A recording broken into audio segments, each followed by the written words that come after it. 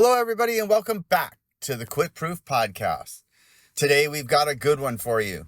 Myself and the great Mark Devine, retired Navy commander, PhD in leadership, New York Times bestselling author, and me do a simulcast. I hope you enjoy it. Ran 125 in a row, and then he ran the Boston after that. 7-time Muay Thai world champion. He had a fight in Vegas, and he ran a marathon in the morning, and then he knocked the guy out in the third round after. Holy shit. Last time we were together, I remember one of the last things that I said to you was that during our conversation, I really felt at the end of the conversation, I'm like, wow, this guy is a real asset to humanity. Do you remember that comment? I think I do. Yeah. I don't think I took you seriously, though. Well, I can tell you that after going through pretty much all of your programs that I know of that are available, wow, was that an accurate statement? You know, you're one of the few people that I actually look up to, honestly. You know, normally you have to run. Well, there's Chuck Norris, there's Laird Hamilton, yeah, and there's me. So yeah, there's three. Yeah, there's not many. There's not many. So, and after going through the Unbeatable Mind Foundation's course, The Way of the SEAL, so much content that you provide to make humanity and humans better, happier, healthier, more productive people, I'm even more, that statement really is more solidified because I grew tremendously going through those programs. I learned a lot. I've been able to, you know, that's like the third coaching program that I've been certified in, and I've been able to take parts of all of those and then take my spin and integrate it into my particular program. So that's cool. It's been life-changing, honestly. That's good to hear. And you came to it pretty, you know, already having achieved some pretty extraordinary things. Yeah. And being quit-proof yourself, which I want to. Right. What does that mean to you, by the way? Well, quit-proof is a mindset. You know, once achieved, can't be taken from you except by you. You know, it's really a mindset. It's the book that I wrote. Is it like if you become quit-proof, is that a permanent like shift in awareness that there's no going back from, or do you think it's something you have to always work on? It's something you always have to work on. It's like life, you know, you always have to work on it. You're always having to grind on it, get better. But what I tried to do was give people a really good, strong foundation and tools. I think similar to what you do in Unbeatable Mind, right? You give them a real good, strong foundation. You give them tools to work with. But at the end of the day, they've got to implement, use the tools. Right. And so one of the things that I wanted to do with my program and becoming Quitproof was to train and teach people to be their own therapist. Right? Yeah. I have nothing against going to therapy. But to me, if you really want a job done right, you do it yourself, right? And at the end of the day, nobody's coming to save you but you. So be your own lifeguard, be your own therapist. Here are the tools. I like that. You know, that kind of jives with some of our teaching in that it's helpful to have a guide. And so you can say a therapist or a coach is a guide, but their main role is to hold the mirror up for you until you can hold it up for yourself. And that's essentially another way of saying what you just said. Right. So whether it's spiritual development, emotional development, it's helpful really to have someone say, here, you know, this is what you're seeing. I'm seeing the same thing, but you know, it's being reflected back at you. So that then you can do the work and you're not being told what to do, or you're not being forced into a certain pattern by a crutch, right? Or having a crutch. Having that crutch, like I'm going to go see my therapist. It's like, interesting. No, you're going to become your own therapist, because my goal when we work with people on our program, when I work with people one-on-one, is to get them to be independent. Yeah. To be on their own. What about, I mean, there's so much that is hidden from view. That's why they call it shadow work in the Western psychology. So I agree with what you're saying, and I could see someone saying, great, Tom, I've got this. I'm going to be my own. I'm going to be self-reliant. I'm going to do this. But they can't see what they can't see. And the mirror is not going to hold it up because they're not able to see it. The mirror is not going to reflect it back because they're not able to see it to begin with. Well, the thing is that life is the mirror, right? And if you learn to be able to calm yourself down, right, and take an objective look at it, have tools to process it, then And also you want a trusted tribe, right? You want a group of people, a community that you can bond with, that can help you be that mirror and help you mirror that, and so on. So that's why we, like your program, we have what we call the trusted tribe, or people that are like-minded and really a community that lovingly you can reach call out each other to. out. Yeah, you know what I mean? I think one of the human qualities that we need, food, air, water, love, we need a sense of belonging and a sense of community. And that's a foundational need that human beings need. And I think if we give that to people and we provide them with tools so that they can, really start to figure it out themselves, they'll be as good as they can be. You mentioned calming down. It seems to me that is, like if there's a starting point, is to get back into balance and to calm the body down, because we're, the way things are kind of organized in our culture, like we're just rushing around and constantly being triggered into, that sympathetic fight or flight. And so people are in a state of hyperarousal. And when you're hyperarousal, like you can't think clearly. 100%. You literally lose like 50% of your IQ when you're in an extreme state of hyperarousal. 100%. And so I think that people just need to start there. And so how do you help people kind of like, if that's the entry point for becoming quit-proof or for, getting control back, like how do you, what do you prescribe? I take a page right out of your playbook. Box breathing. Boom. Right? I was hoping you were going to say that. Pause, breathe, think, act. Right. Oh, I've got tattoos all over my body. I'm just not going to show them. The principles and the tools that you have are so solid. You know what I mean? I use pause, breathe, think, act so many times with people that I'm working with that are in this downward spiral. The witness, interdict, redirect, maintain. But getting them to take that pause is, a process, and to develop the witness. Right. To all where of these, you're like, able the words belie the amount of, practice that it takes to actually be able to implement. Okay, let's take pause, breathe. Let's dig into that a little bit. Pause, breathe, think, act. There's 4 words. They sound pretty simple, right? Oh, I just do that. Well, like you said, it takes training to be able to pause, and also appreciation for what that does. The pause essentially will intercept the reactionary response, and it actually, right, just by taking that pause and opening that space up, you're going to be resetting that nervous system. Correct. Because it shuts down that sympathetic response, and now it gives you the, you're kind of like sliding back and gives you the opportunity to open up the parasympathetic rest, digest, calming mechanism, which is then done through the breath. Right. So the pause before the breath is really important. A lot of times people will breathe when they're in the hyperarousal state, but they will breathe in a way that still kind of activates or keeps that sympathetic state activated. Right, because they're in that, they're starting to go in that downward spiral, and it's a lot of what you teach too is that the sooner you interdict that, the easier it is to get that pause. Right. And the more you practice it, the more that neural pathway is developed, and that starts to become your go-to move instead of your go-to moves just downward spiral, and who knows what's involved in that downward spiral. But that pause part of it, as you just articulated, is so important and so necessary to give you the space. Right. That just a space. In essence, a pause has got both it's a physical thing, because it's suddenly going from doing to not doing, or about to do something that you shouldn't be doing to just not doing, but not having to fill the space of what is next.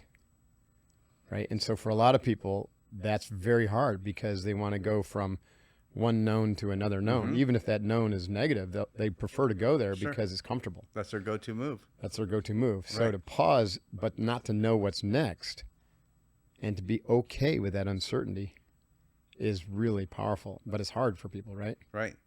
So, but it's interesting that you say that, because it's equally as powerful and simple yet hard to do. You know what I mean? Right. It's simple is not easy. And it's also a practice of mindfulness, you know, in the way that mindfulness was originally kind of brought over to America. Was mindfulness is that kind of passive watching without, you know, reacting. Yeah. And so you're combining this really powerful physiological intervention of just stop, allow the nervous system to reset, and then just mindfully watch, you know, that pattern without engaging with that pattern. Right. Now, this is profound, and it's going to take some time, but all that is built into the pause. Right. Right. And that's pretty neat. And then the breathing, right, to bring your sympathetic nervous system. And we need to train that because we have this kind of automatic breathing pattern that is dysfunctional. Big time. Big time. A lot of breathing through the mouth, a lot of, you know, not breathing very deeply into the lungs, not getting that, you know, the diaphragm movement and the massage of the vagus nerve, all this stuff that like really brings that parasympathetic, you know, impact. And here's another benefit from it. So every morning when I break up, I do between 20 and 30 rounds of box breathing, like right away. So when I go up to Laird Hamilton's house and we do the swimming, we swim the length of the pool so many times without holding your breath, right? And I was able to do it maybe up and back once, but now I can get to like 3, almost 4 times. No kidding. Because the lung capacity of filling up the whole lung, expanding the diaphragm and everything else. I was like, to myself, I was like, you know, that box breathing has like multiple benefits. It really does, yeah. I always tell people, I had an individual ask me the other day, it's like, when I started box breathing, I was at a 4 count, you know, inhale, hold, exhale, hold. And now I'm up to a 12. Should I be going to 13 or 14? Should I keep on pushing it? And I said, well, you know what? At its most fundamental level, box breathing is not like Navy SEAL breath hold training. It can have that benefit if you are an athlete and you need to or want to be able to hold your breath longer. But it's actually probably a contraindication for most people to do that, because then that becomes the object of their attention and they're starting to turn it into a goal process. Whereas box breathing is meant, the way we teach it in Unbeatable Mind, is meant to be first an arousal control practice to calm your body and your brain down so that then you can go deeper into concentration. I know, and not be captured by, you know, I'm shooting for this goal of getting distracted without 13, you know, second breath holds and whatnot. I notice if I'm focusing on the number that I am on box breathing, that helps me clear the clutter out of my mind. Right. Because I was box breathing and still multitasking and thinking like 30 things at the same time. And I'm like, wait a second, like I need to focus on whatever number that I'm on and hold that number in my head and be able to, and that also, for me anyway, helps with the arousal control too, because I'm clearing the clutter and the noise out of my head.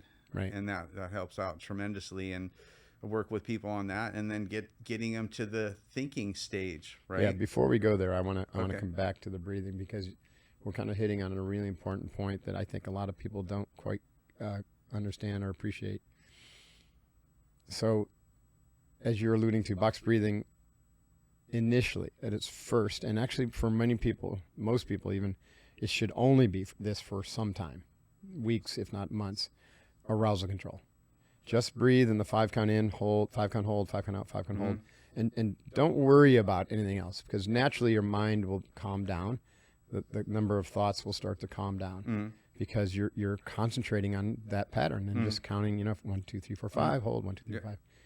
So then what's happening, you can shift your focus then to the count, and now it becomes an attention control practice, which has enormous benefits for being able to control your attention, to becoming less distractible, to becoming able to hold your attention instead of splitting your attention, right? And so incredibly valuable, especially for people who are kind of weaned on, you know, social media and you know, all the pings and our culture in general. You know, right? Which wants to keep you distracted. Right, and with social media especially, now it's all of a sudden it's supercharged, right? So that was just a huge benefit for me personally, is what you just described. Right, and that's where box breathing becomes Zen, because Zen, it starts out there. It's concentration, attention control and concentration, and it's simply a breathing and counting practice, beginning Zen practice. And so Zen actually was... and Chan in Chinese language is a concentration practice. And so concentration is really important, built on top of the arousal control, because now we can narrow our range of thoughts to just one thing, and it strengthens our mind, right? It strengthens it, and by focusing on that one thing, then all those other thoughts, the stream of conscious thoughts, then they get crowded out. It's basically ignored. Mm-hmm. And that which you ignore loses energy. And so over time, that monkey mind, when you say, oh, I got this monkey mind, it's going all over the place. It's because you keep feeding energy right to those thought streams. Right. But if you're now concentrating your energy on one thing, and holding it there, and you practice that every day, then all those popcorn thoughts begin to go away. They begin to settle down, and you experience clarity. Right. And you have so control concentration leads to clarity. You have the control of the clarity, and you're articulating that. But that's what I'm finding personally is like, I have control of the clarity. The more I do this, the more I have control of the clarity. Right. You can bring it very quickly. Mm-hmm. And also the other side of that is the clarity becomes, it's a metaphor would be like it's a clear pond, so that if suddenly somebody drops a pebble of conflict into it, or you get triggered by something, whether it's internal or external, it just becomes immediately apparent to you. It's not hidden behind all the other thoughts. Mm-hmm. And so this is where the think part comes in, because now you're clear, you're concentrated, you're focused on your task, and all of a sudden, boom, you see a ripple in your consciousness over there, and you're able to see it and experience it very, very vividly, as if from a distance, because of this training. And then you activate the think process. Right. And the beauty of the two prior moves are the think process, to me anyway, personally, is a lot more objective, lot more proactive. Yeah, you're not taking it personally anymore because you're separated from the thought. That thing is happening over there. Right. And it's not me, because I'm over here. I'm the one that's concentrated and clear, right? So now we're getting into the kind of witnessing, right? Mm-hmm. So who is aware that they're clear and able and concentrated?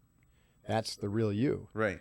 And now you see over there, like this waves popping up. Well, that's a thought. Mm-hmm. That's a thought stream. We call them fear loops. Right. And so you can look at it objectively and be like, how do I want to handle this? Right. A great acronym my wife told me about, which I think I'm going to start using. We're going to trademark it. I'm just kidding. It's think is, so your response then is, the T is thoughtful, the H is helpful, the I is it's important. Right? You don't respond if it's not important. The N is it's necessary, and the K is it's got to be kind. So that's very similar to like other. It's just a way to reflect upon how you were going to respond or react versus first deciding whether it requires a response. Right. Because in a lot of times it doesn't. Right. And silence or no action, way, it's better. But if it does require a response, then to formulate that response in a way that is thoughtful, helpful, important, necessary, and kind. That requires you to pause 100%. Even more and to put a little thought into your response. What I do myself, and what I'm getting better at, which I was horrible at first, and what I try to work with people to do, is to ask themselves this question: is what I'm about to say going to get me the result that I'm looking for?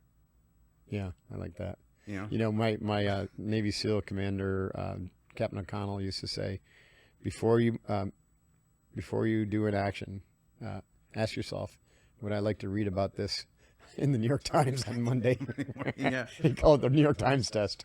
Like, that's a good test, because I can tell you one thing personally, I have failed that test miserably plenty of times. Yeah, I've only had to do so much damage control. Now I'm asking myself repeatedly, is what I'm about to say going to get me the result that I'm looking for? Not hurt somebody else's feelings, not make matters worse. Right. All of those things, and that takes maybe another 5 rounds of box breathing. Right. All this preparatory pause, breathe, think, and the process of thinking clearly and formulating your thoughts carefully, like we're talking about.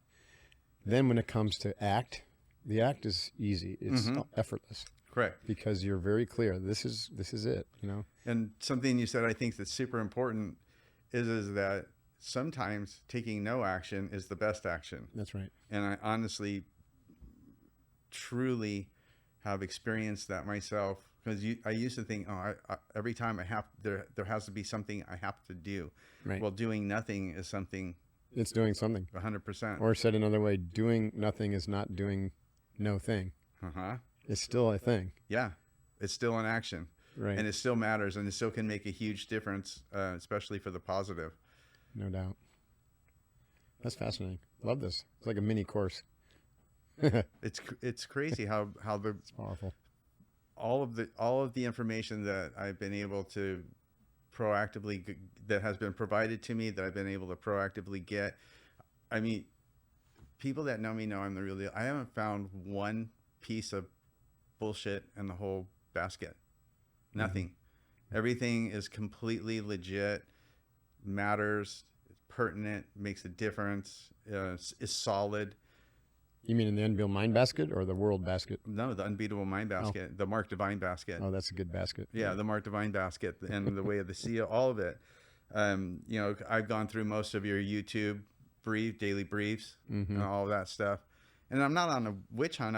I'm on a hunt for really good, solid information that makes a positive difference in your life. And everything that I have come across, and I've been proactive in going out and seeking on top of it, has been really valuable. And I think that that's a real testament to your life experience, your experience of going out and seeking things and pulling that into the mix. All good, solid, valuable stuff. Yeah, thanks. Yeah. I'm going to start doing more teaching through this podcast too.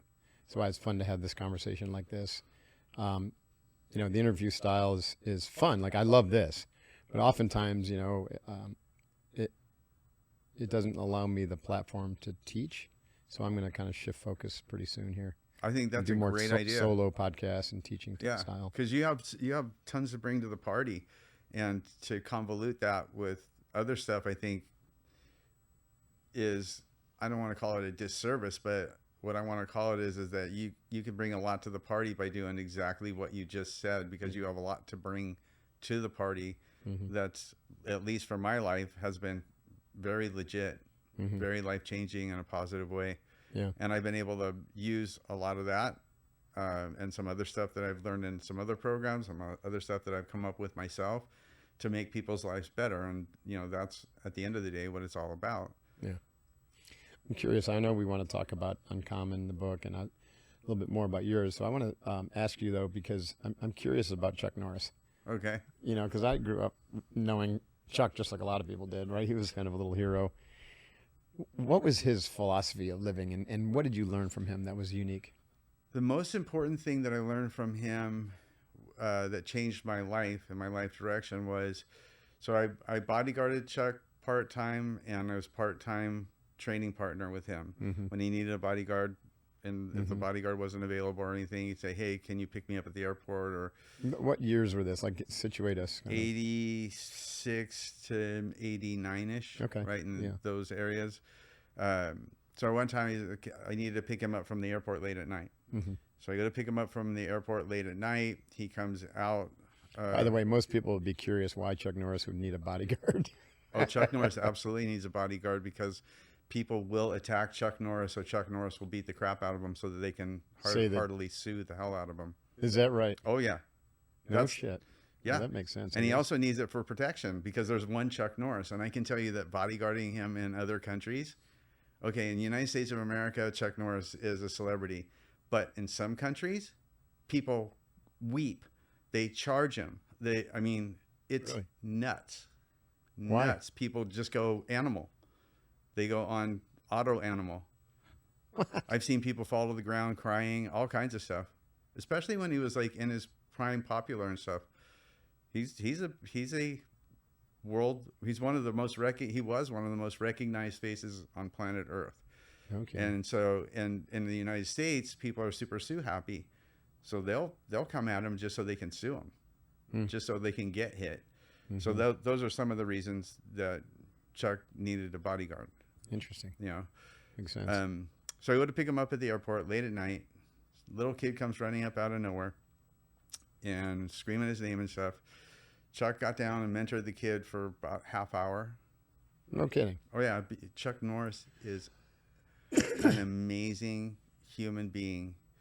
He is humble, and he is, if you were to have a conversation with him and you knew that he was not Chuck Norris, when you left that conversation, you wouldn't know that he was Chuck Norris anyway either. Mm-hmm. He's that kind of a guy.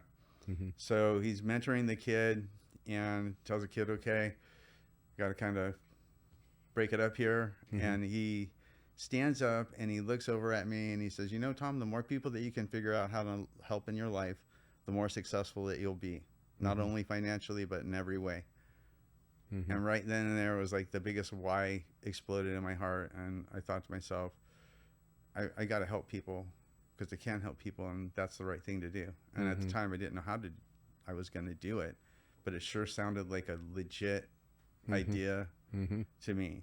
And it ended up that became my life's work after the professional fighting career. Because fighting was great for a minute. I won. Yeah, you know what and I then mean? what? Right. And then you're back to the dungeon. Or in my case, I was back to being a unhappy human being. Yeah, let's go there. You were orphaned as a kid, right? And probably had a lot of demons and a lot of childhood trauma. What was the inflection point for you, right, where you decided to take control and to not play the victim? And how did that happen for you? Because a lot of people kind of get stuck there. You know, the story about the two twin brothers who 100% grew up like that, and one of them, I told that in Unbeatable Mind. Such a good question. One of them was super successful, and the other was, on the streets, and they both had the same answer. They said, I had no choice because of the way I brought exactly. up. And I know that story well, and the inflection point. So I was removed from my home when I was 12 for extreme child abuse. I was put into an institution that was run by pedophiles. Oh, good God. So I dealt with that for about 4 years until I ran away from that institution, and I was a mess. I was a mess on drugs. I was a mess because I was trying to numb myself. Are you in your teens now, or what? Yeah, I was in my late teens. Ended up going to the Marine Corps. That was a really great shift for me, but that wasn't the inflection point. Right. After I got out of the Marine Corps, someone that was very close to me died. I went back into a dark place. Ended up going to drug rehab 2 times. Although I started bodyguarding a guy that ran the largest computer memory vending company in the world. And his name was Glenn McCusker. And he had Reggie Jackson, Joe Montana, a race car driver named Jacques Villeneuve. They were on his payroll. And he used them to like send them to customers to play golf with Reggie Jackson. And they made more orders. So anyway, to make a long story short, he asked me to cover for Reggie Jackson to go to a children's facility that was much like the facility that I went to without the pedophiles, and do a tour, visit the kids, and so on. And I didn't want to do it. So I did it, and first place we went was the infants. There was a kid came out with a full body cast. I started crying. The lady that was with me said, "Why are you crying?" Thought the kid fell down. I was like, "No, the kid's been beaten." So I went through the toddlers where they come and cling to you, and then the adolescents, and then when they get a little bit past that where they shut down and their just eyes are black. And all of that stuff just resonated to me. Well, anyway, they wanted a playground, and I didn't know how to help them, right? Because I wanted to help them get the playground. And that's where I dreamed up running from Oregon to Mexico the first time to help raise money for the playground. So the inflection point, to answer your question, was when we dedicated that playground. After you ran? After I ran. And we dedicated that playground, and those kids started playing on that playground. My life changed forevermore. I was like, this is what I'm doing with my life. That is amazing. It's because fighting was one thing, but there was no fulfillment in it. That was complete. You brought joy to those kids. And they brought joy back to me, and I felt fulfilled, and I felt like my life had a purpose, and I felt like I could use my athletic ability to champion worthwhile causes, because I knew that I could do things that most people couldn't do athletically, and people would want to know why. And when they open up the door for why, then I could share the wonderful thing that I was doing with them. But really, Chuck Norris started it way back when, and that's where the intersection of it was. Right. And I was you planted the seed, and it came to fruition there. Right then and there. That's very cool. And I have not stopped doing it since, and it became. So that's your why when you like when I met you first, you were I think you had just finished doing like 100 marathons in 100 days or something like that. I did the 121 100 days. I just finished the 76 marathons in a row last year. I think I was off of paddling the East Coast. Right. Yeah. So when you're in those, right? So let's do Mental Toughness 101 by Tom Jones. Like, okay. Because, I think about running one marathon and I'm already like, okay, no problem. I can do that, but it's going to suck. But then to get up the next day and do it again, and then again, and again, like that takes some serious mental fortitude. Like, so what's going through your mind? How do you, and when you're on that like day 30 and you're just like, holy crap, I'm not even a third of the way through this thing. How do you stay quit-proof? How do you stay quit-proof? Well, it's the first chapter of my book, The Compass and the Catalyst, right? Mm-hmm. It's the why. Yes. That why, that rock solid why. And how do you keep it in the forefront of your mind all the time? The way that I keep it in the forefront of my mind is when I sit down on the side of the road and start crying my eyes out. Which how often does that happen, by the way? Well, it happens less and less often because it takes time to do that. And I always get up and start running again. Because when I ran across the nation, the only agreement I had with myself was if I can physically put one foot in front of the other, I won't stop, right? And every time I stopped at a children's home and shared my story, that gave me so much energy to go to the next one because I daisy chained them. Yeah. I did the same thing when I ran California. I daisy chained them. Mm-hmm. But I would sit down on the side of the road, and when I started the 121 in a row, I started in the month of July. Mm-hmm. So I was the Grand Marshal for the 4th of July Parade in Huntington Beach, and I kept running. So I ran across the Mojave Desert in July, Rocky Mountains in August. Dang. It was brutal. So I would sit down on the side of the road, and I would cry and go, I can't do this anymore. I just can't do this anymore. I just can't do this anymore. This sucks. Whose idea was this? It was your idea, idiot. And then there's that mirror. 100%. And then I would have this come to Jesus moment with myself, and I was like, at the end of the day, I can actually take another step. Right. So I'd get up, I'd dry my eyes off, and I'd keep going. So after a while, I would dispense with that. David Goggins would never admit that he sat on the side of the road and cried, but I bet you he has. Oh, guaranteed. Guaranteed. He 100% has. 100%. If he hasn't, he has. I'd be super surprised. No, he has. So after a while, I would start the crying thing, and I would go, screw that. That's a half hour of time that I'm going to waste. I'm wasting time. I'm going to do that. I'm going to be late to the kids. 100%. Yeah. So what's your mantra when you're, just trudging along? I've adopted some of yours. Mm-hmm. Easy day. I got this. Mm-hmm. One of the mantras I've had for a long time is go, Tom, go. That's a good one. Mine is simple. Yeah. And what's the power of the mantra for you? Redirect into positivity. Right. Yeah. It's that redirection. You're starting to go down a slippery slope. Mm-hmm. And the mantra is it's a net, it's a safety net, right, to redirect, to rebound you back into positivity, and you maintain that until, just like you teach, witness, interdict, redirect. The mantras are redirections. Maintain that, happens again, rinse and repeat. Rinse and repeat, right. But the mantras are like, for me now, the mantras are like the early warning system. Right. That's right. When I start to hear it, when I start to hear that voice, F this, the negative whatever, stuff, yeah. The negative stuff, immediately, yeah, I start slamming into the mantra. You got to intercept that right away. People don't appreciate how deleterious negative self-talk is. We say where the mind leads, the body will follow. So as soon as you start talking to yourself I can't do this, I'm not sure, why did I do this, this sucks, then you're weakening your body. We know that from kinesiology. You're just starting to get weaker. Right. And then that becomes a self-fulfilling. The weaker the body, weaker you get, then the more negative you're going to get. And then what I tell people is, who's listening to you? Right. You are. You are. Yeah.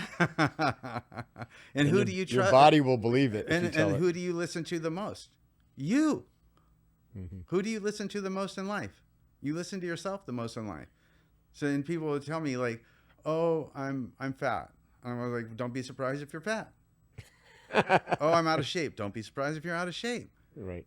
You're literally programming that into your computer, your mind. That's the program. That's the keystrokes that you're keystroking into your mind. And the thing that like definitely perplexes me is how people can't, unless without the help, they can't put those connections together. Right. And hey, if you talk to yourself this way, that's the result you're going to get. It's back to what we said earlier, that most people haven't developed the capacity to separate themselves from their thoughts. Mm-hmm. Like they're so intimate with their thoughts because they've never done any self-awareness, right, to be able to open up that gap. Right. So therefore, they are their thoughts, and therefore they become their thoughts. Right. And that's why what we do is so important for the world, right, you know, and the people, the inhabitants of the world, right? The human beings. And that's, and the thing that I think, I would say it's important for all other beings too. I totally agree. Because negative human beings are very destructive. They're very destructive, but they're also human beings. Right. And the thing that separates you and I from a lot of the individuals is that we have the street credibility. That's right. You know, it's a good point. You know, I've had a lot of people say that to me, especially guys, like, you know, when they never would have touched yoga or breathing or meditation, coming from, you know, like we'll take Catherine, for instance, my lovely stepdaughter, right? She's a master yogi, but my SEAL trainees wouldn't have accepted it if I hadn't also been right there saying, this is critical. I got into it because of you. Yeah. I mean, I did stretching and so on, but I got into yoga because of the Kokoro yoga. And if Catherine saw me do yoga, she'd be horrified, but I do it. It's okay. It's the act of doing it. I've been broke so many times. I'm just like, I don't know. They're going to have to come up with a new pose name. The Jones Twisted Animal. I don't know. That's pretty funny. I embarrassed myself. I'm still going to do it, but I'm glad nobody's looking.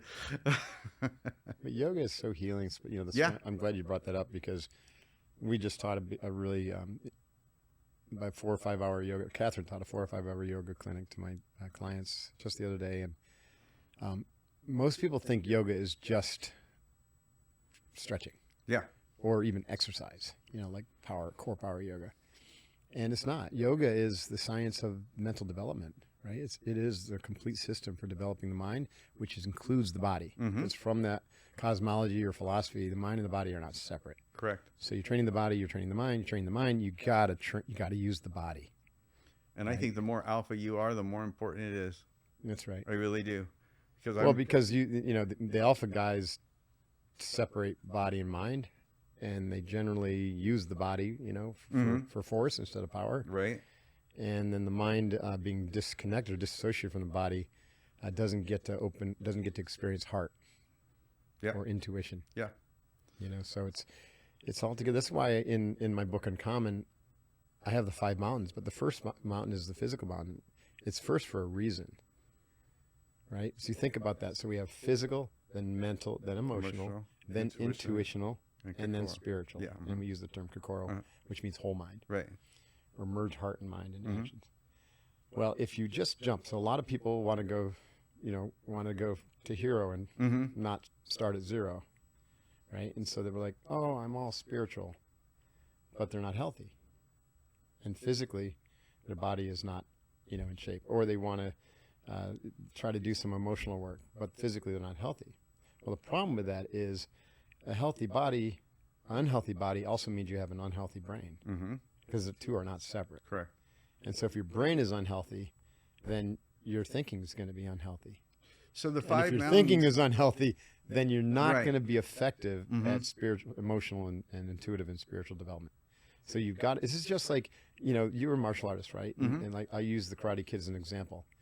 So the kid goes to Miyagi and they say, oh, teach me all your fancy techniques. And Miyagi says, wax on, wax off. Go paint the fence or wax the fence. Yeah.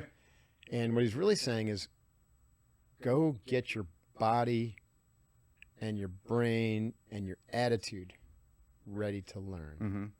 And in the yoga tradition, we have the ethical principles and how you're supposed to relate to other people and yourself. They call them the yamas and niyamas. Those are kind of like the 10 commandments of yoga. Go work on those. Mm-hmm. And then the asana comes. That is what we think of as yoga. That is, now go work on your body so that your body and your brain are suitable for the next stage of development, which is breath. Right. Working with life force, pranayama. And then as the work with the life force starts to work its magic, because as we talked about earlier, the breath is a bridge between the physiology and then the psychology and then your spiritual center. So it draws you progressively inward. So after the breath comes basically working with your senses, which we could call intuition development, sensory awareness, being able to, not be distracted from the external world, sense, input, being able to be really in tune with your internal senses. And then they get into concentration. And then meditation. Yeah. Isn't it interesting? Well, yeah, because it's like the belts, and it's like the belts in martial arts. Right. It's you don't go from a white belt to a black belt. Right. You don't jump right into meditation because you're not prepared for it. Right. Or a recipe. Right. You don't throw this in before that. It's a recipe that this is the ascension. This is the belt ascension to your black belt. To your the closest thing we have to a path similar to yoga is the martial arts, and even that is most people just teach it in terms of a progression of movements. Correct. But it was meant to be the progression of evolutionary development of the body-mind system, so that it was ready to really open up to the higher stages. And that's how martial arts has gone too, is that when I was a kid in martial arts, you meditated, you did breath work, you did jiu-jitsu, all of that. And over time, they watered a lot of that stuff out so that it would be easier to ascend, right, to black belt, where really what is a black belt? You ask so many black belts what a black belt is, they don't know. Right. The answer is you're a master of the basics. That's right. That's what it means. The beginning. Right. You're ready to learn. You're ready to learn. Right. The reason I brought Uncommon out, and now like the physical mountain comes before the mental, then the emotional, intuitive, and spiritual. There can be overlaps because, like I said earlier, you're training the physical trains the mind, and then by training the mind, it gives you the opportunity to see the emotions or experience the emotion. Now you can train the emotions. So these are not really separate, but we can talk about them separately, right? And we can train them in a progression. So Uncommon is the 5 mountains of unbeatable mind as a developmental path, which is uncommon in our Western world. Oh, right? God. Nobody talks about developmental paths. Right. And as you know, like the spiritual traditions say, there's 1,000 paths up the mountain being your evolution, your to enlightenment, to awakened awareness, to wholeness, to experience of life as heaven on earth, peace, equanimity, balance, nirvana, whatever you want to call it. Right, nirvana, samadhi, satori, all of those. That's like the path to. Ideally, or in reality, it's not like out there up some mountain. It's in here. So the path is actually an inward path. We just use language because it's hard to describe that to people. So we say, okay, we're climbing these mountains.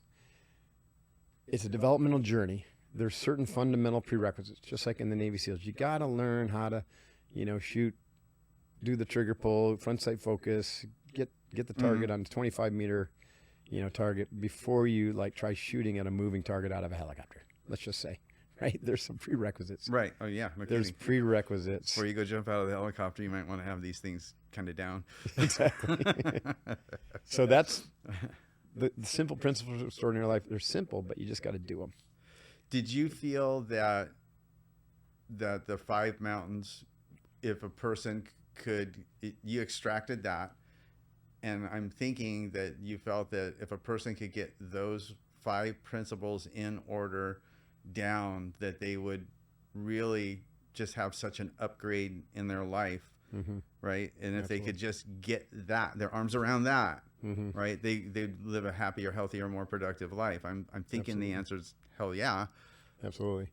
And if they head on that path and they stay with the practice, in particular the breathing, concentration, meditation, visualization, that is the you become like your own archaeologist, and you just begin to excavate the internal, domain, and it will lead you where you need to go.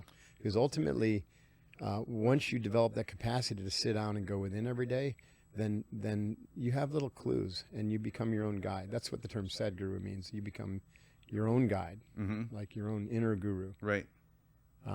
At that point, this is why in the Zen tradition or the yoga traditions, ultimately the guru, the good gurus would kick their best students out. Sure. Because now the guru was the obstacle. Right. And the individual needed to find their own inner Right. guru. Same as the bird knocks the bird out of the nest. That's and right. makes it fly Get on out its of own. the nest. Yeah. And so oftentimes You the might have a guru, couple crash landings, but there's you'll classic get it. cases where the guru would start contradicting himself, and the student would think he lost his mind, and so leaves in a huff. Right. And it was intentional. Yeah. Right. 100% to get you the hell out of there and get you going on your own path because it's that time. It's right? that time, right? Yeah.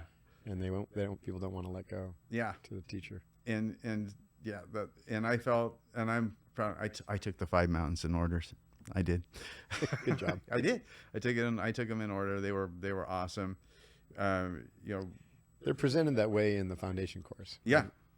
And but I don't make the decision. I don't say just work on the physical mountain until you're done, because there's no done. The point is to begin the process, integrate that into the integrate process. it, understand it, develop that, habituate the disciplines, Right. To get really healthy. And it's not hard, and anybody can do it. Even if you're listening to this right now and you're like, well, I'm 150 pounds overweight.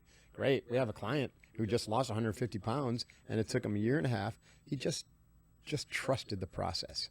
Yes. Started eating better, started sleeping better. He was box breathing every day, exercising, and just he couldn't do much in the beginning, and now he's doing a lot. And one of the chapters in my book is the opportunity and the adversity and the opportunity, and that's what I like to do. Is I like to work with people to find the opportunity and the adversity. Yeah. And I have people that come to me and have these problems. I go, well, look at me. Right. Look at my background. And look where the whole human condition is one obstacle after another. That's where it is. So you can embrace the suck, or like Ryan Holiday says, make the obstacle the way, or you can look at them all as insurmountable barriers. Again, it always comes down to that choice. Mm-hmm, that perspective. Right. And it's interesting that, what I like to do is always flip the coin over and look at the other side of the coin no matter what. Mm-hmm. And that's been incredibly beneficial for me. And the more I do it, the more beneficial I see how the other side of the coin is for the other side of the coin. Yeah. We used to have a saying in the SEALs, failure is not an option. And it's very similar to Quitproof, because you would say, well, I don't get it. Does that mean I can't fail? And the point was, no, it's completely it's the other side of the coin. What we're saying is failure doesn't exist. It's actually not an option. Right. Not that you can't fail. It's that every obstacle is an opportunity. Yeah. So the opposite side of failure is opportunity. Correct. So don't look at something and say, oh, I'm going to fail. Look at something and say, oh, that's interesting. Right. There's a new opportunity to learn something new here.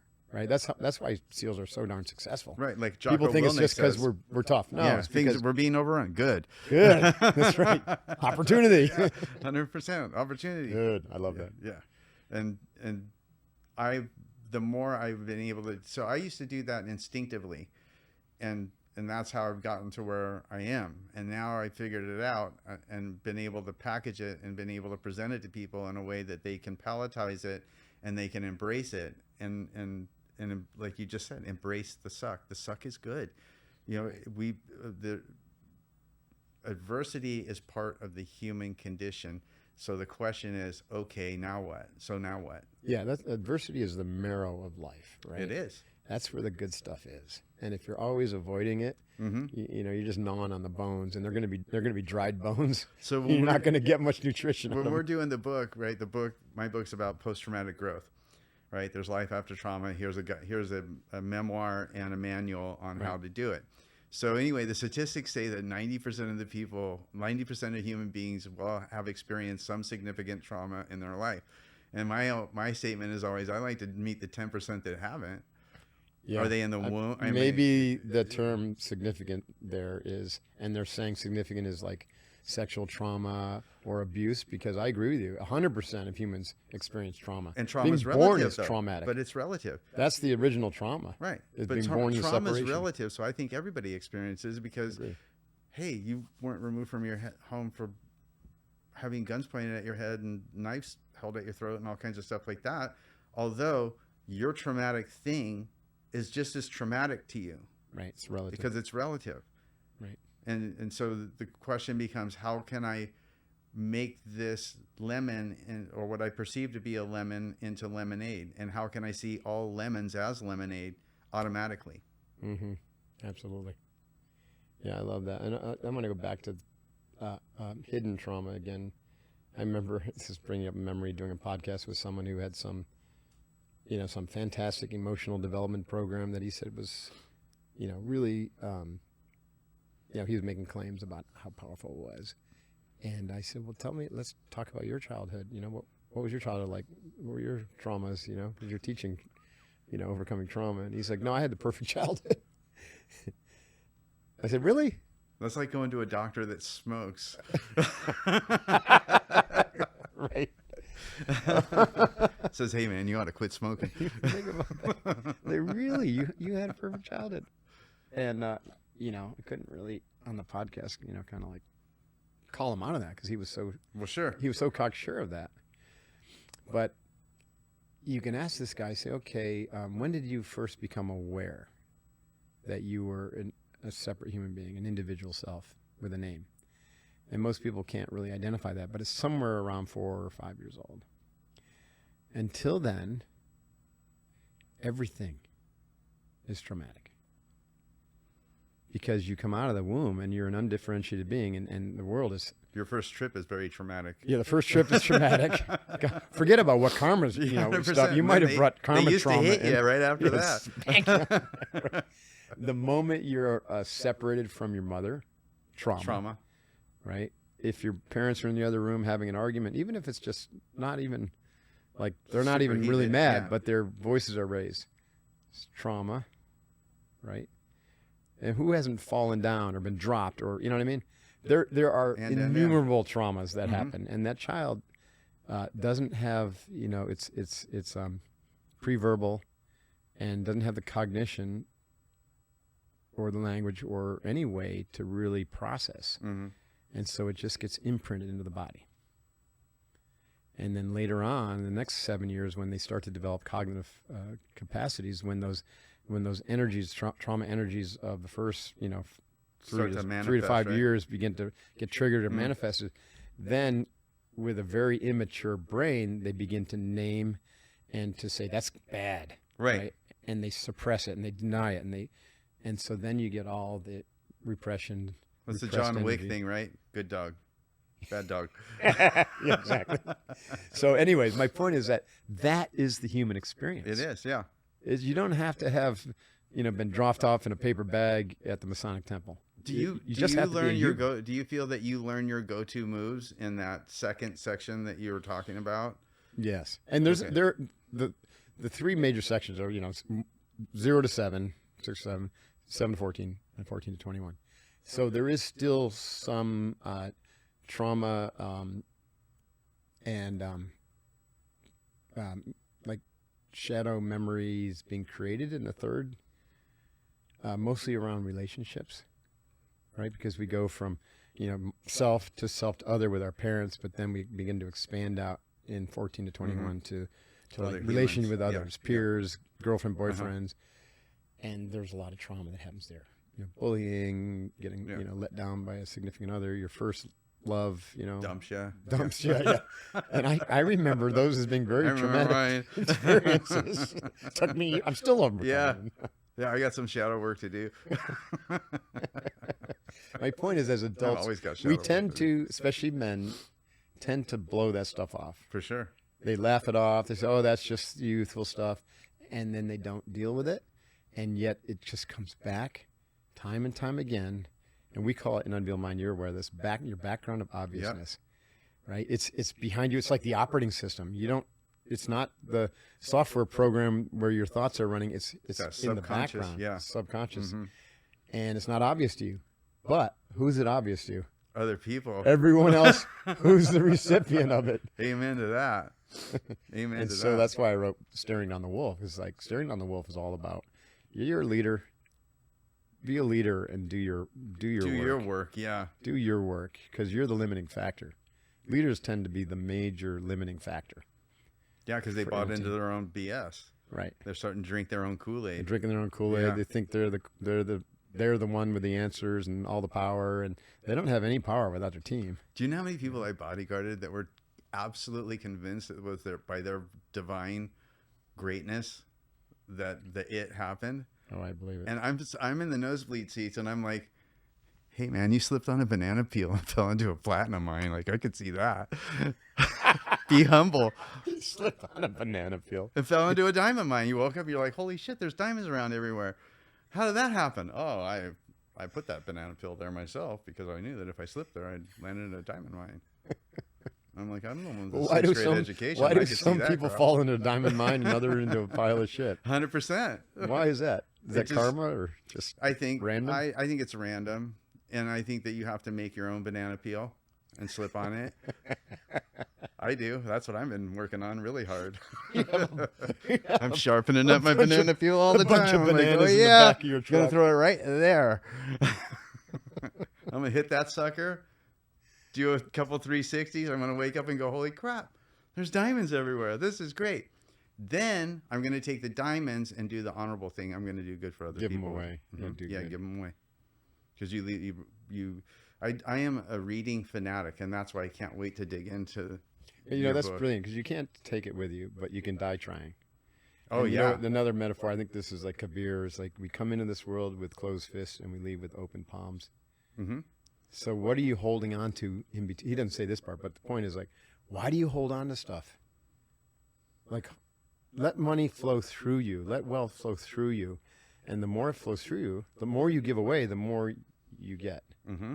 And that's the meaning of abundance, right? So that's why I love your mission, right? So the more you give of yourself, the more love you give, the more love you receive. The more forgiveness you give, the more forgiveness you receive. Yeah. The more of your wealth you give away, the wealthier you are. And Chuck Norris is right. The more people you can figure out how to help in your life, the more successful you'll be. Now, I was really weird about money. That was a shadow thing because I lived in such scarcity for such a long time. Right. So I've taken this course, Money EQ by Ken Honda, and sold several million books, blah, blah, blah.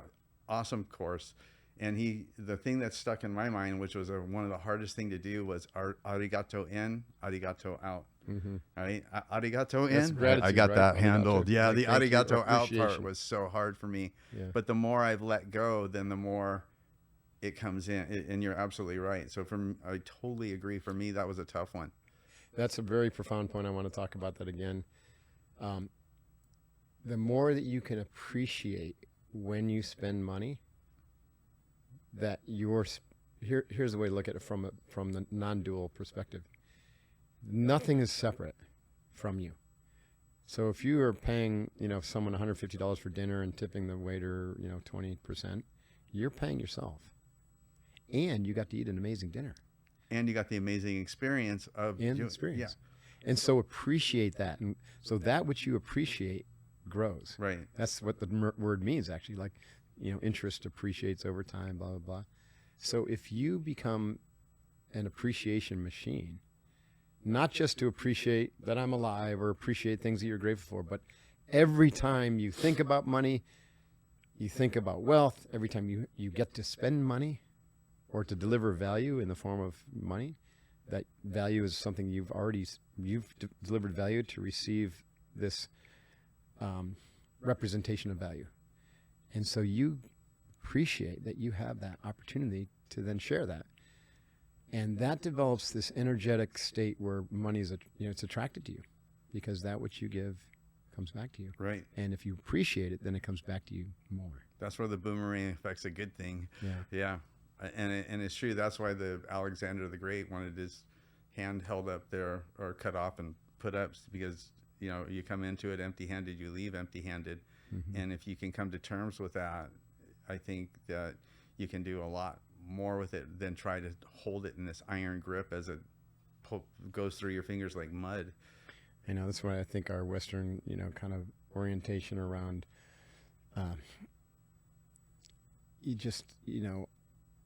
the whole estate planning and the legal, barriers that are set up and all the stories around money. It's just destroyed families. It's destroyed my parents' family. It's destroyed cultures. It's destroyed civilizations. Yeah. I mean, it's bad.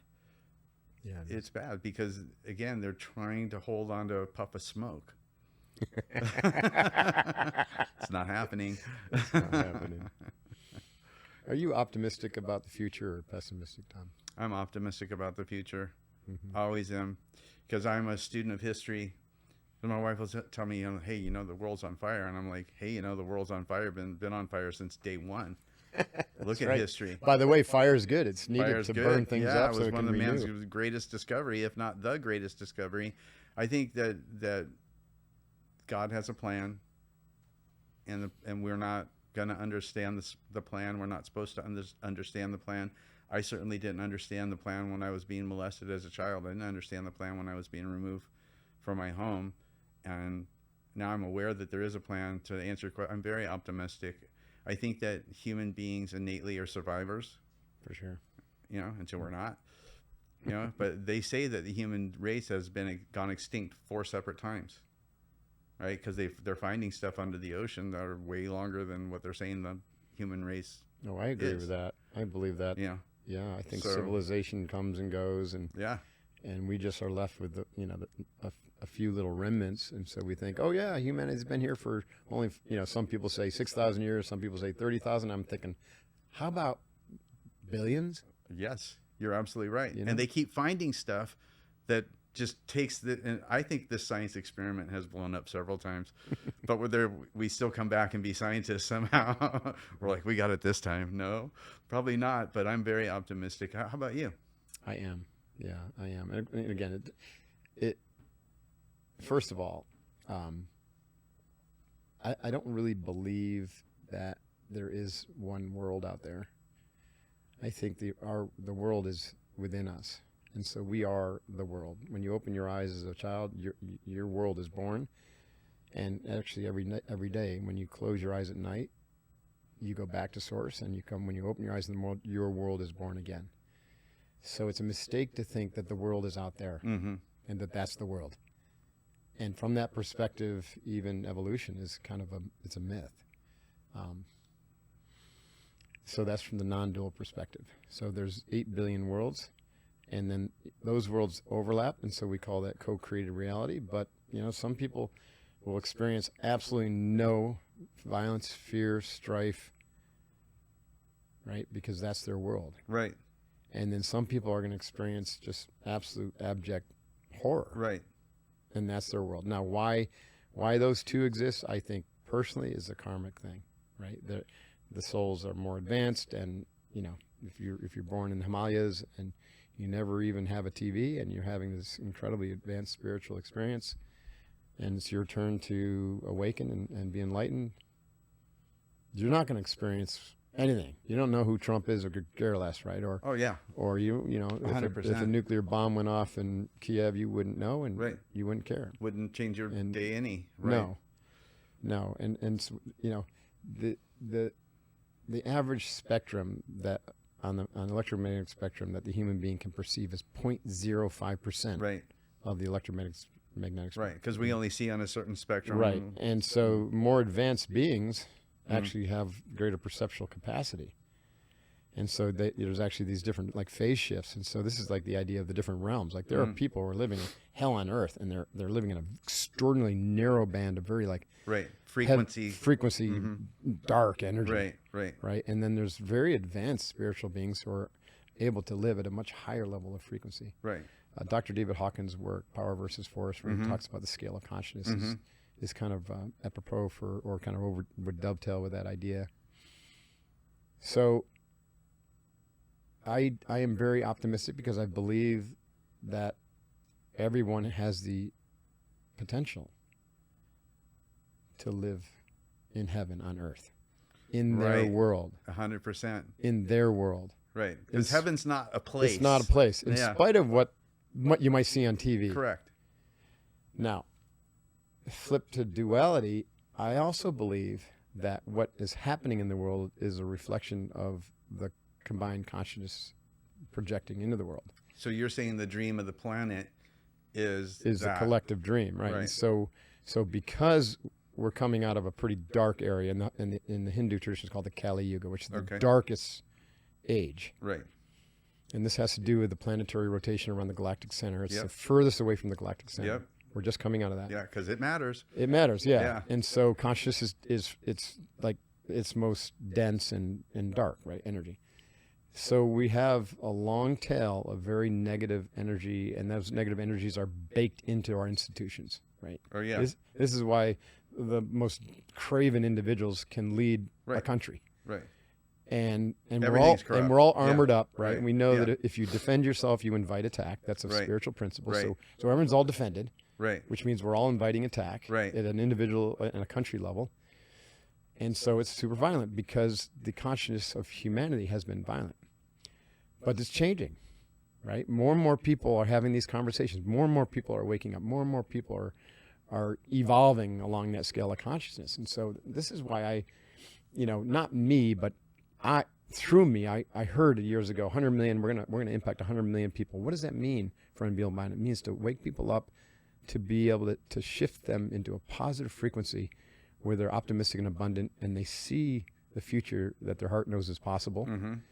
And with technologies like this podcast, we can do that now at scale. Right.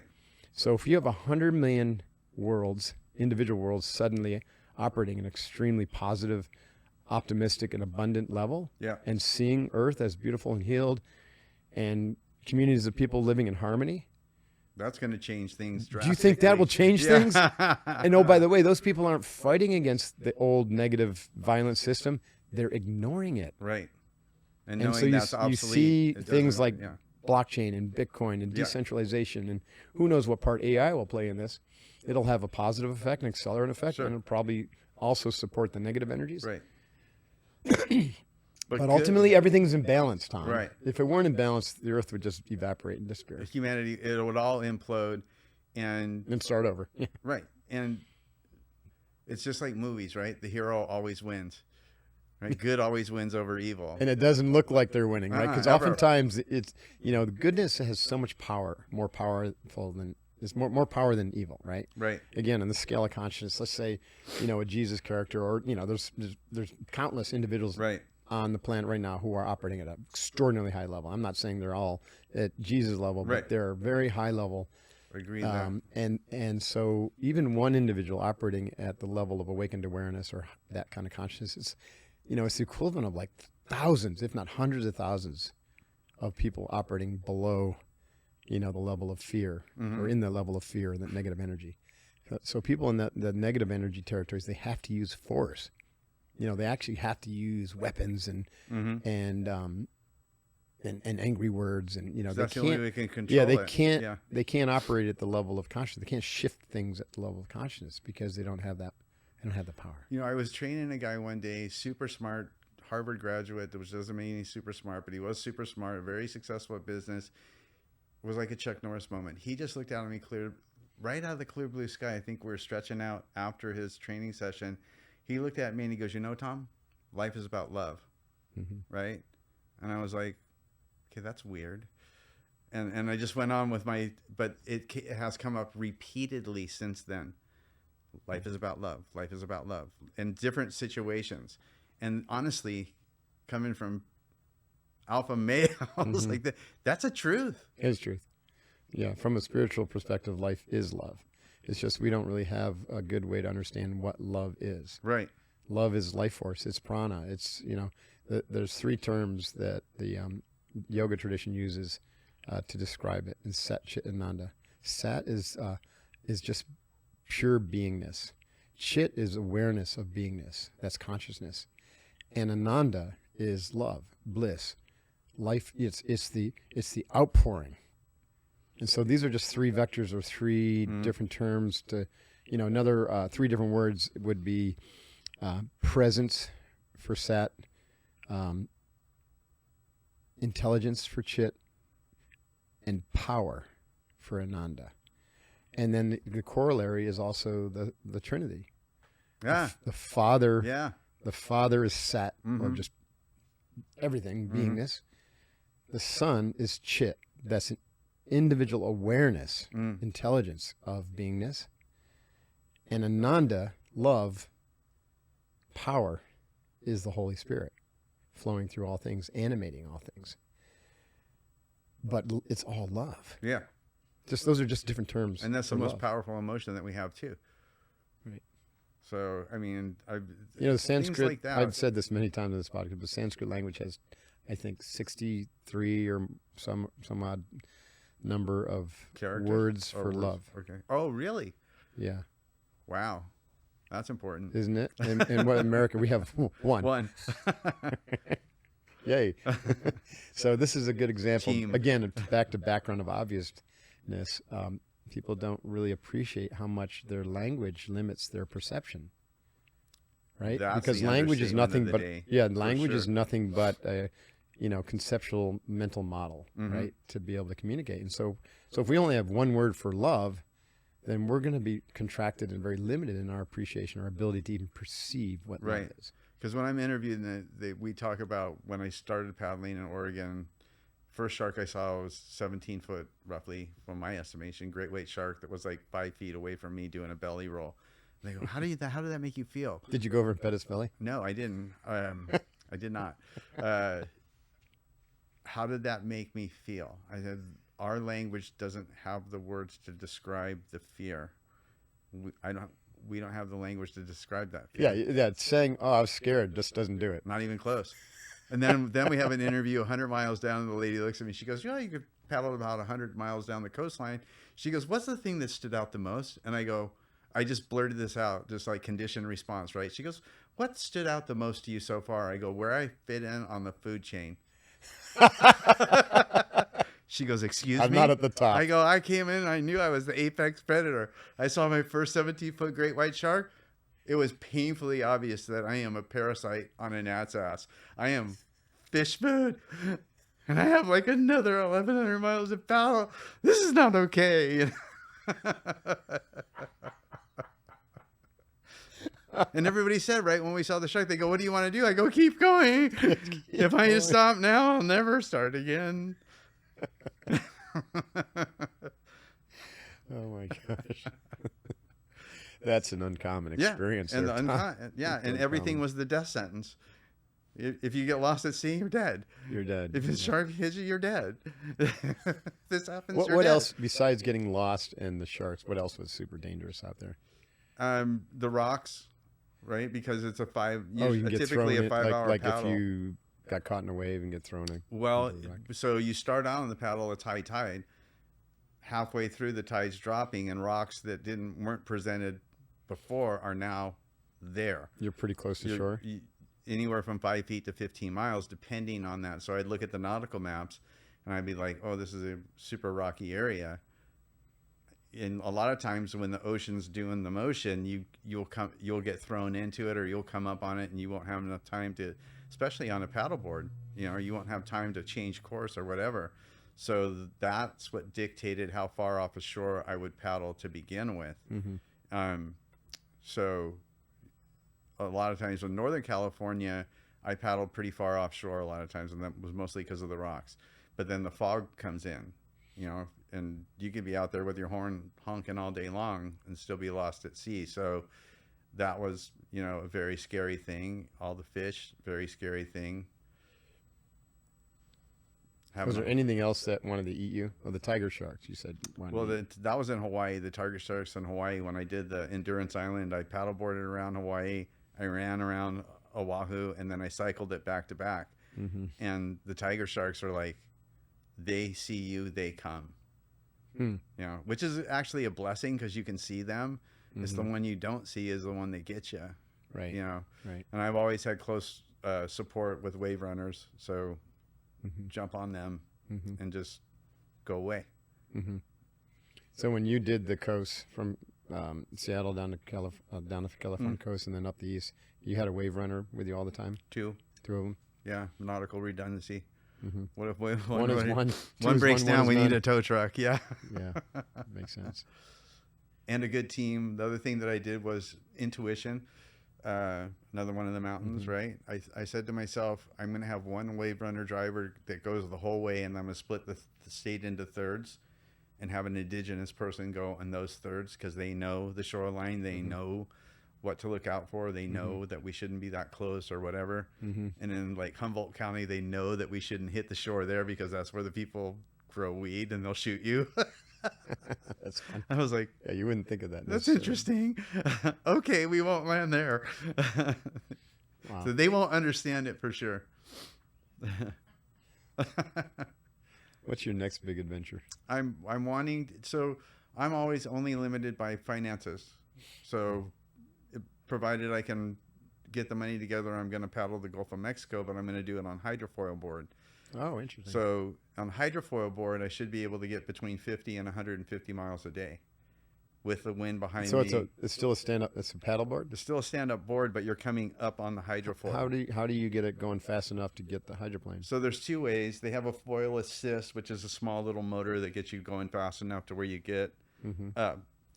Other way is you just paddle. You start paddling and you start bouncing the board, and then you get enough momentum to get on the foil, and then it takes. Or you up. can catch a wave, I imagine. Well, that you got to get up on the foil to catch a wave, or you can catch the momentum of the wave and then come up on foil. Got it. So there's a few different ways, but the thing And once is you're up on foil, how do you stay up? You just got to keep it moving. You got to keep it moving, and you ride the swell. I see. Just like a wave, you just ride the swell. And the foil just creates its own inertia, pretty much. I mean, Laird Hamilton told me probably like 10-ish years ago, he said, you haven't surfed until you foiled. Like, that's the ultimate in surfing. And I just remember him saying that. But then when I started foiling, I was like, he is right. Like, this is next level. Really? Yeah. You got to do it. How is it different? I'm not it's like it's like magic carpet ride. That's cool. It's like the part in the airplane where you take off and you become weightless. Yeah. It's that feeling. Oh, cool. There's a guy who has a electric foil surfboard out in front where I live, and it's just so much fun to watch him. Have you tried it? No. Oh, okay. You think I could do it? 100%. It's going to take a minute though. It took me a minute. Yeah. I did it in Huntington Harbor, and I ended up having like a small fan club after a while because they saw me splat so many times. And they are out on their boats drinking, right? Going, look at this freaking idiot. He's like, oh, splat, bam, bam. I'll say one thing though, he doesn't quit.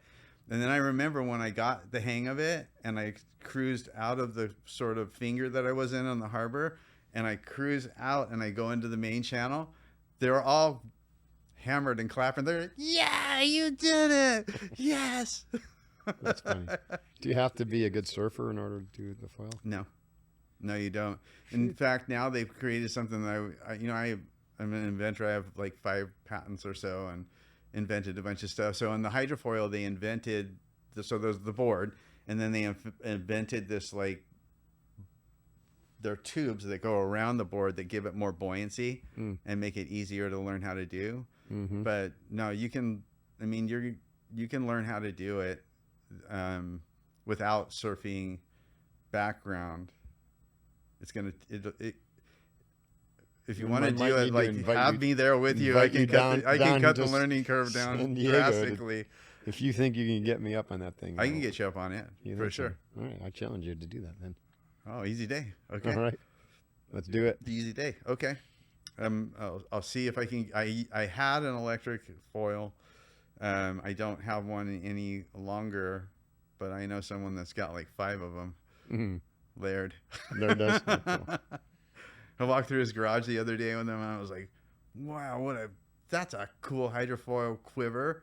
And he's like, well, those are my electric ones. And I was like, okay, note to self. You can only surf on one at a time. That's funny.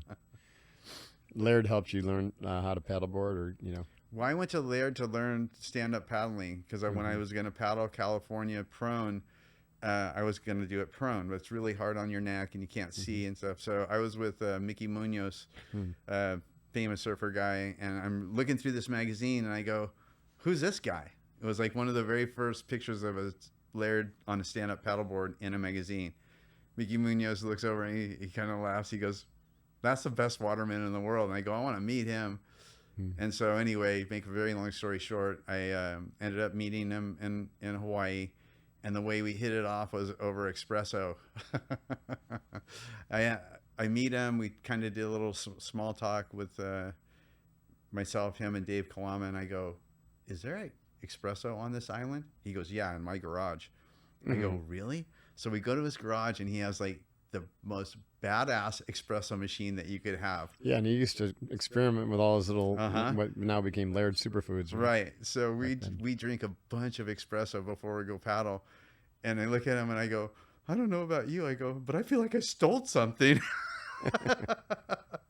So jacked up on espresso. That's funny. Probably helped you surf. Well, I have an insane story with him. So I paddled, and then I wanted to learn how to paddleboard surf.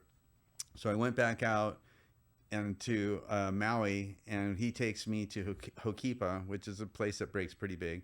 And he says to me, and the news was there, he says to me, you're going to do this, and you're going to paddle and get out to the outside. I go, okay, listen to him intently. He goes, I'm going to go over to here. It's a harder spot, and I'm going to meet you out there, right? So anyway, I did exactly as he tells me. I get out there. He comes up, and he goes, no way. I go, no way what? He goes, no way, you made it out. I go, what do you mean, no way I made it out? He goes, hey, there's a set coming in. We got to go. We got to head to the outside, right? Very little surfing experience. A lot of paddleboard experience because I paddled the whole state by then. So we're paddling up the face of, I'm not kidding, a 20-foot wave, and we're side by side. He looks at me when we're about ready to cross the wave. He looks at me and goes, hey, Tom Jones. I go, what? You know, he's like, you'd like to take this one? I go, I want to live, right? I scream that out, and I'm hucking towards the top of the wave, and he just kicked his board right past mine, surfs the thing. Surfs it down? Yeah. Oh, that's awesome. But he taught me to ride big waves. I've ridden some big waves with him, and then he always tells you these things at the last minute. He goes, well, Tom Jones, we won't know if you're a big wave surfer until you actually get up on top of the wave. And I go, well, what does that mean? He goes, I've seen people, I swear, we're going to be a big wave surfer. They get up on top, they won't let go of the rope. They'll back out. You know what I mean? Yeah. And he goes, I've been wrong a bunch of times. He said, big wave surfers are born, they're not made. And as we're going out, right? And I'm like, why do you always wait until these times to tell me these things, right? Right. So anyway, we get up. I'm on the top of a pretty big wave, probably 20, maybe 25. And I surf it. He comes paddling up. He has the biggest freaking grin on his face. He goes, Tom Jones. I go, what? He goes, you're a big wave surfer. I go, yes. That's pretty awesome. That was fun. He's a fun guy, but he's scary. Yeah. He's very competent and confident. And he's earned his way. He has. All the way up. Because the first time I met him, I go, is that a hole in your cheek? He goes, yeah, I can stick my tongue through it. And I go, that's pretty impressive. I was like, so how did that happen? He goes, well, my board, I was on surfing Jaws, and my board speared me in the face. And he goes, it's amazing. It hit me back here and missed my teeth. Didn't knock any of my teeth out, but put a hole in my face. And I was like, okay. We're going to get along good. Yeah. He goes, look, I can blow air through it. That's hilarious. He's taking me into all kinds of, so many layered stories. I go meet him one year. He goes, hey, we're going to go down to Jaws this new way. So we walk up to the side of a cliff that's probably 80 feet down, and we have these big, huge boards. And I go, this is your way to the beach? And he's like, yeah. So we climb all the way down. We get into the sand part, and he goes, oh my God. He goes, we got to go hide behind the rocks. Hide behind the rocks, and it's like, kablam! I'm like, what do you do this to me for? Anyway. It's good stuff. But I am really excited about your book. I think the 5 mountains are just so important. They were important to me. And, you know, the first thing that I do in my program is we get people's North Star, or their compass and catalyst. And, you know, your program really got me onto mine. And I thought it was going to be so easy, you know, passion, purpose, and principles, right? And I was like, easy day, I got this. I'll get it. I had, not lying, I had a stack of crumbled up papers like this tall, and I still couldn't get it. You know, right? Because what we try to do is get people to get their mission statement for their life or their North Star. And they're always asking, like, what's yours? And mine was evolved from yours, as to become the best integrated version I can become in my lifetime in service to others.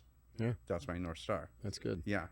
And I find that once people get their North Star, changes them completely. Yeah. Most people walk around thinking they know their life's mission statement. Baloney. That's not true whatsoever. I found out they're not even close.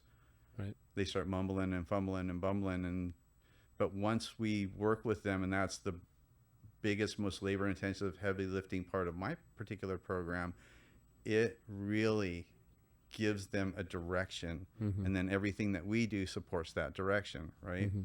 Yep. Sledgehammer down the walls, right? Have Mm-hmm. courage, Mm-hmm.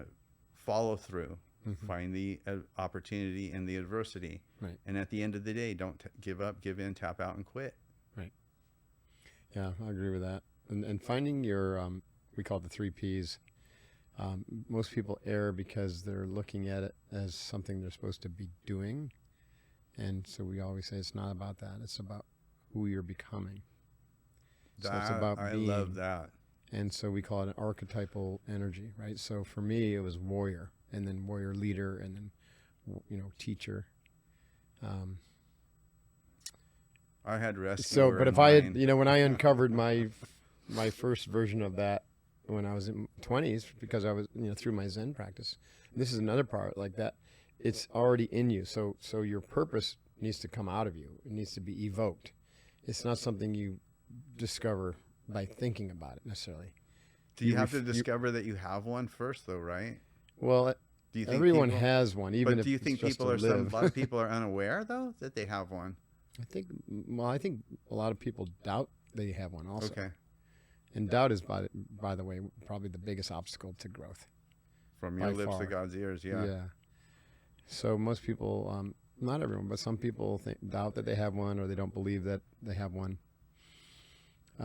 I do believe that we all have a unique reason for being here. I do too. Both to grow and to serve. And so this is why my purpose is self-mastery in service, right? Mm-hmm. Using my unique gifts as a teacher. Mm-hmm. So out of that came Unbeatable Mind and, Uncommon. We can also use back to the Indian tradition, the Hindu tradition of yoga. They talk about dharma and karma. And dharma and karma are the same thing as purpose and growth, right? So karma is like what the energy you come into that's going to express in a certain way so that you can have certain challenges that are unique to you so that you can overcome those challenges and evolve. So and that's your opportunity to grow. that's your karma is your opportunity to grow. So Okay. in every lifetime, you either accrue more negative karma or you burn off negative karma and accrue positive karma. And that'll affect kind of the next go around. The other side of karma, though, is dharma. And dharma is essentially your calling, what you're supposed to be doing in life. And if you don't align with that, if you don't discover that and align with that, then you're going to accrue more negative karma. Mm-hmm. That was what the whole expression was, or the idea in the Bhagavad Gita, right? So Bhagavad Gita, you have Arjuna as a warrior. Arjuna, his karma was to be a warrior, or his dharma was to be a warrior. And he didn't want to fight his brothers and uncles. And that was the big battlefield because they had usurped the power from his father. Mm-hmm. And Krishna, who was representative of God, acting as his charioteer, was saying, you know what, Arjuna, you have to fight. It's your dharma. And if you don't go fight them, then you're going to bring suffering upon yourself in this lifetime and in the next. What he was saying is you're going to accrue negative karma. So karma and dharma are very closely aligned. And so this is why it's so important, I believe, to really uncover your purpose, because that's going to be, point to your calling, and your calling will be your mission, how you're supposed to fulfill your calling, which is that archetypal energy of why you were incarnated, what you're supposed to do, and how you're supposed to serve. So when you figure, so let me ask you a question, just because I don't get enough access to you, so I'm going to go for it now since I got you hostage. Do you feel that when you reach enlightenment, that those two like maybe become one, or they're separate and you don't get recycled? Mm-hmm. Is that what you're saying? The impulse to incarnate in human form will be gone. It doesn't mean it wouldn't happen for a special mission. To maintain balance, but the need, the desire, the cravings, all the desires, all karma, once it's burned off in alignment. And then the need to reincarnate is over. Okay. As a human. Again, it doesn't mean you're at the end of your evolutionary journey as a soul. It might seem weird and it's not arrogant, but I feel like I'm not going to reincarnate. I just have that weird feeling that I'm moving on to the next mission, whatever that is. I don't know, but I feel like I'm not going to be recycled because I'm so proactive on trying to figure it out. I'm not at your level, but I'm aspiring to be. and I'm on it. But I've had this feeling for the past few years that I'm not gonna reincarnate, not gonna get recycled. It's probably accurate. I mean, the spirit knows, and you're very open, and you know you spend a lot of time in silence, and so you're able to hear and understand things that are blocked from most people. And I felt so a it's couple probably times, accurate. even when I'm running, I felt a couple times that I felt the light come out the top of my head, and I'm like, okay, that's weird. Like we are light. We are. It's streaming. I'm like, did I just do something there? Right. You know, but the experience of enlightenment at its most complete level, like everything is just pure energy. Okay. There's no separation between any kind of anything. Everything is energy. Okay.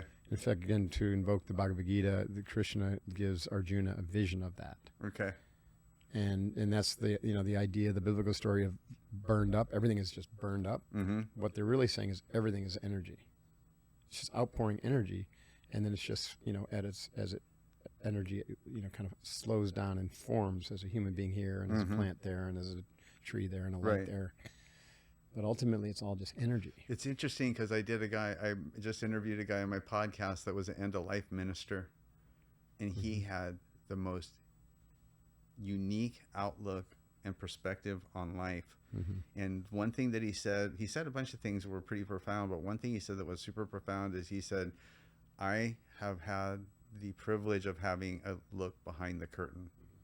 And I said, so there is behind a curtain? He goes, 100%.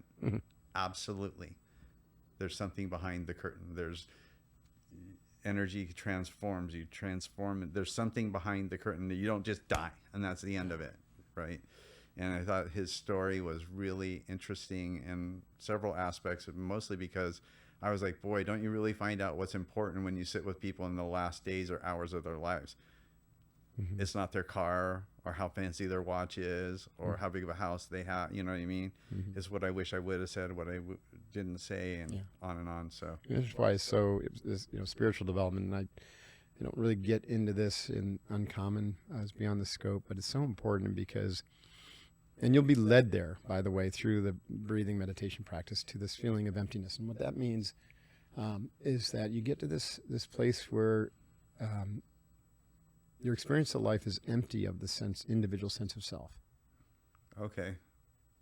I get it. Right. So Mark is an idea. It's just a bunch of concepts, right? That we're conditioned and trained. Like I didn't come in this world with the name Mark. Right. You know, I mean, I didn't. Right. It was something my parents decided to throw on me and paint me with. So I'm not Mark. Right. And I didn't come in this world with these ideas that, I'm Mark Divine, was a Navy SEAL and MBA, CPA, and PhD, and, creator of Unbeatable Mind SEAL. But those are all just like concepts, mental models, structures. So it's all virtual. It's all virtual. It was just something made up. Right. And so when I ask, who am I don't feel any sense of I am Unbeatable Mind, or I am a PhD, or I am a Navy SEAL, or I am even this body. The sense of I am transcends that, all of that. And so the more you meditate on that and reflect on that and really own that, you also understand that sense of I am pre-existed the body and will exist after the body. Yeah, that's like the Zen koan is right. What was your original face before you were born? Right. Trying to get you to experience that the true identity of I is not this body, and it's not even this body in this lifetime. It goes beyond. Way beyond, yeah. And it's not separate, right? It's not separate than other eyes, which are not separate from spirit. Just like rays of the sun are not separate from the sun, right? But they're distinct, right? Yeah. Or just like all flowers aren't separate from each other, but and they're each equally beautiful. Right? Yeah, 100%. There's just a bouquet. It's a bouquet, right? Yeah. So human beings are that. We're like rays of the sun. Right. Each one is unique and beautiful, but not separate. Right. From the sun. And the sooner we get our arms around that, folks, the better. That's what leads to heaven on earth. Yeah. That's what leads to healing and wholeness. So that's my vision, is when we get to a place where we see all beings as beautiful, all beings as us, but also as unique. And we celebrate that uniqueness and diversity instead of fight it. Right. Right? Separation is the cause of suffering. But you just described how we come together. Mm-hmm. You just like straight laid it out. Mm-hmm. That's how we come together as a bouquet. As one Right. human and one, like, Right. not separate, but unique, collaborative, Right. cooperative. Right. You know, unity conscious doesn't mean you become an amorphous blob, Right. right? You still, in fact, the experience of life is just so much more. Yeah, you evolve. It's so much more Yeah. because you get to experience that. You know, it's like in duality and separation, let's say the range of experiences from 0 to 10. Well, suddenly, from the perspective of enlightened awakening, the range of experiences minus 1,000 to 1,000, Right. where that 0 to 10 is still there, it's still nested in there. Mm-hmm. You still get to experience that. Right. But you just quantum mathed it. But yeah. it barely registers now on, you know, on the amplitude scale. So I got a question. So nothing bothers you. Yeah. I get it. I totally, and I hope other people get it too, because it's good stuff. Everything's been good stuff. My question is, what the hell is next for Mark Divine? That's a good question. I can't wait to find out. What are you thinking? It's happening through me. It's not something I'm Okay. creating. I'm practicing. Catherine and I have a lot to talk about this. I'm practicing Wei Wu Wei. So Wei Wu Wei is action without action. Sure. Action, non-action. But another better way to look at it is action without the actor. Mm-hmm. The actor being the ego or the mark, right? And so if Mark is just a bunch of conditioning, and I see Mark as a bunch of conditioning, and I know I'm not those thoughts and that conditioned behavior, then who's doing the acting? It's happening through. It's happening through this body mind as an instrument. Like another great example metaphor is like a human being is like a flute, right? The flute doesn't play its own music. It's the breath. And you could say, you know, the musician, you know, could be like metaphorically God. It's the breath that's playing the music in the instrument. So I'm excited to see what blows my way. Oh, interesting. So you're What just going to blows through me. surrender and Yeah. let what comes come. Yes, and that experience of Wei Wu Wei is one of simplicity. I'm working on decluttering and disengaging from my businesses in terms of operational. Like I want experts who, Sure. you know, are believing in themselves Right, yeah. as a you know, Some great leader. decentralized command going Yeah, on you there. got to get it. I want other people who are highly evolved to come Right. in and run things, so I can be open and So you're going to let the receptive universe to what's decide next. what's next Yeah. for you. Yeah, And and the other thing is, with Wei Wu Wei, it doesn't mean you don't do anything, but things happen. But it's the right things that happen. And so when you sit, it works like this. Like the most important thing is stillness. Right. So every day you need to have time for stillness. And in that stillness, you know, at some point in the stillness, toward the end, you can always just scan. You can scan all the opportunities that are coming at you. And you can ask yourself, which of these energetically feels like it's my, You use that feels like intuitional it's mountain. my ego's involved. Right. Right? Like I want, there's some sort of hook or grab or like desire or want in there. Generally speaking, those are things to say no to. Because the ego's involved? Because the ego's involved. Okay. Or the ego constructed it. I got it. Okay. But then there's some things that just, I use the term in a double negative. They can't not happen. Okay. These were things that are meant to be. The things that are meant to be, literally, they just light up like a Christmas tree, and they're just like super hell yeses. And so you do those.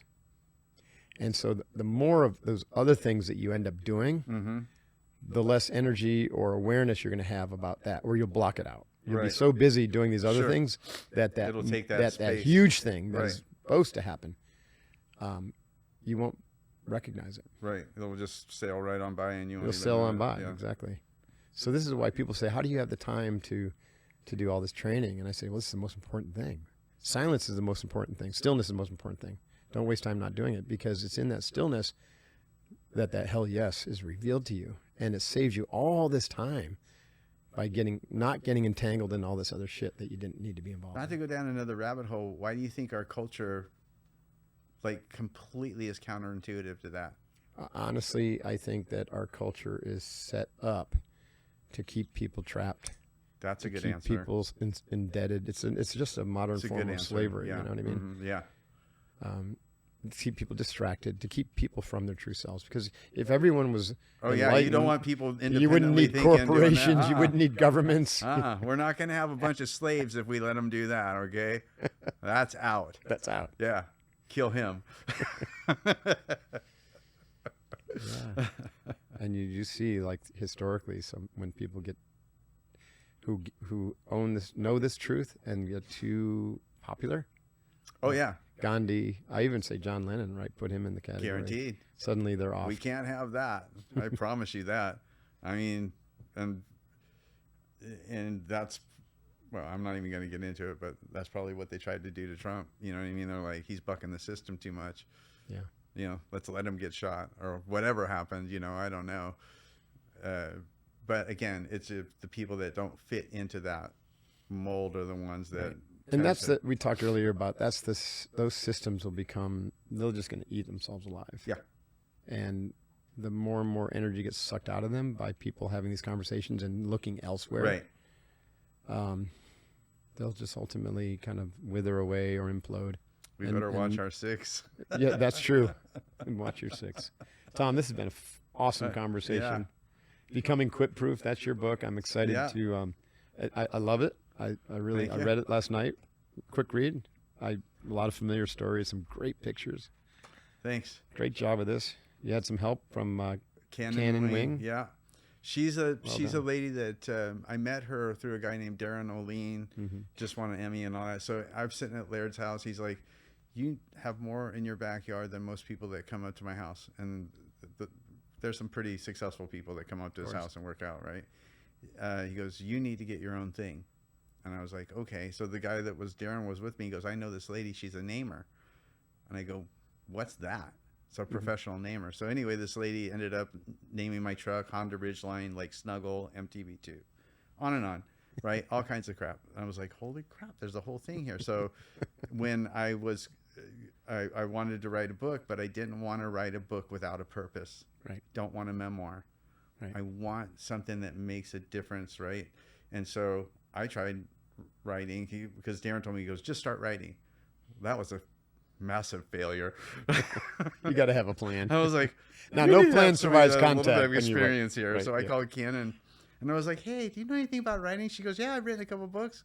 And then so I said, well, hey, would you like to write this one? So we figured it out and she did a fantastic job. She did. So what I did was I puked my life story out and this guy untangled it, put it in narrative, and then she took that and weaved all of the post-traumatic growth and the statistics and all of that into it. So she did a great job. She's now the executive vice president for our company. I was like, after the book, I was like, we have to figure out how to make you a hostage. Give her a title. How are we going to do that? Yeah. So anyway, Cannon's done an amazing job. I offered her equity in the company because I wanted her to have skin in the game, and she's done a fantastic job there. So yeah, Cannon Wing did a great job on that, and I can't wait to dig into your book because I've done the course, but I really want to go deeper into the 5 mountains. Yeah, I hope you like it. I really like you, man. I love it. I'd stay here all day, but we can't. Yeah, we got to wrap this up. A lot of fun. People can find you social media. Is it Tom Jones? It's Quitproof, and then the number Quitproof. 1 is Tom Jones Quitproof on like Facebook. If you just Google Tom Jones athlete, you'll have more stuff than you can possibly figure out. The internet does a fantastic job of bragging about me. Yeah, I'm pretty easy to find on the internet too. So I've got a lot of stuff there. So. Oh yeah. And I'm on social media at Real Mark Divine and on Instagram, Facebook. I guess those are the same thing. Well, they're linked, but yeah. They're linked, yeah. Some people. Twitter, I'm at Mark Divine. I don't use Twitter as much though. You're at Mark Divine? No, yeah, just at Mark Divine. Okay. I've got to start figuring out how to use Twitter /X more. Oh, okay. Yeah. I'm not spending a lot of time personally on social media. I'm not. We post a lot of stuff, but yeah, I'm the same way. Yeah. I'm leery of that. Yeah. It's interesting. Okay. All right. It's time to go fight win. Hoo-yah. Let's do it. Tom, thanks so much for your time, brother. Right back at you, Mark. I sincerely appreciate it. I'm very glad that our original podcast, our meeting together a couple of years ago, has really turned into a great friendship. Yeah. And I feel blessed because of that. And I'm grateful. I'm grateful again for what you bring to the human beings. And I just want the human beings to be smart enough to dig into it like I had. I dug into, I mean, like, if you felt like you were being watched, buddy, you were. It was you. It was me. Okay. All right, brother. All right. Hoo-yah. Hoo-yah. If you like this video, hit that subscribe button and share this with some of your friends.